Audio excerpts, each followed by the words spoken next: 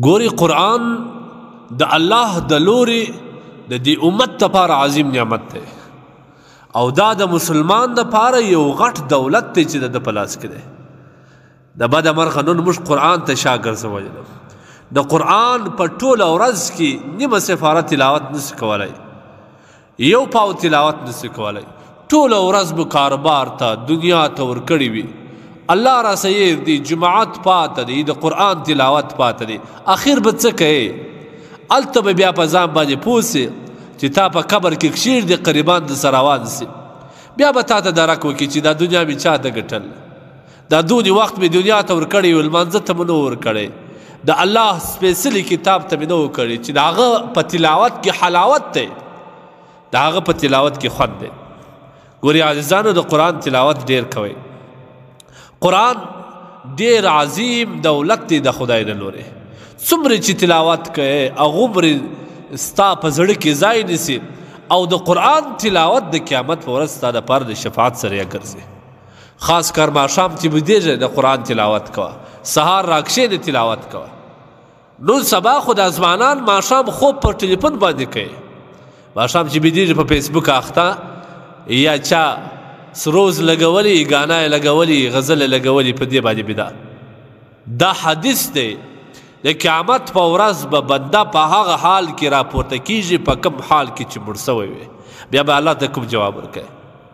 سنت طریقه باندې بیده سه، راسته اړخ باندې پرېوځه، راسته لاس در مخ لاندې که، آیات کرسی ووایه.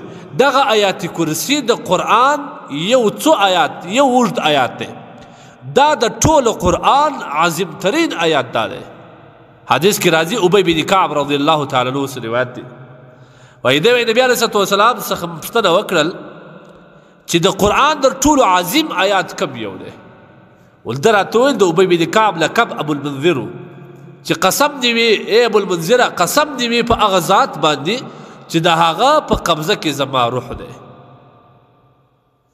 چې در ټولو عظیم ترین آیات چې کوم دی هغه آیت کرسی ده. دا آیات یوه ژبه لري او دوی شونډان لري. د الله تبارک وتعالی د عرش د پښو سره دا د خدای تبارک وتعالی تسبیحات وایي، د دومره غټ آیات. بل روایت کې راځي کوم کس چې د فرض لمانځه نه وروسته آیات کرسی وویل، د طبراني روایت دی، تر بل لمانځه پورې الله تبارک وتعالی د دې کس حفاظت د هر قسم بلا او مصیبتو د شیطان او د قسمه قسم آفاتو څخه کوي. نو الله تعالی مصیبت څخه د خلاصون دپاره څومره لارې لټولې دي، یوه فایده نه کوي. یوه آیت کرسي د لمانځه نه وروسته په اخلاص باندې ووایه، دغه آیت کرسي به انشاءالله ستا د بل لمانځه پر حفاظت کوي. آیت کرسي د قرآن عظیم شان در ټولو عظیم ترین آیات دی. د نبي علیه السلام څخه پوښتنه وسول چې د ټولو قرآن عظیم ترین آیات څه شی دی؟ هغه ورته ویل آیت کرسي.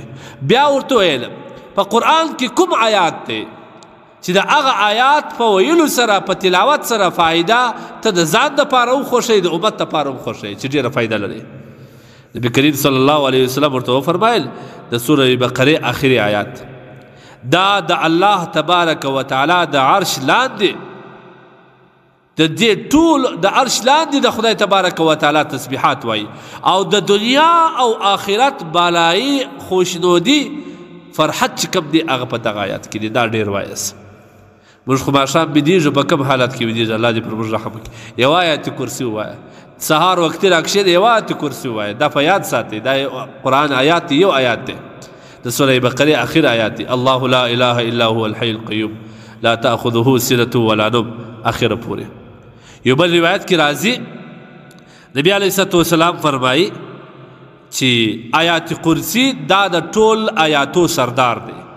په کوم کور کې چې آیات کرسی وویل سي هغه کور نه شیطان تښتي، ځغلي، د هغه کور نه وځي، شیطان په هغه کور کې قرار نه پاتې کېږي.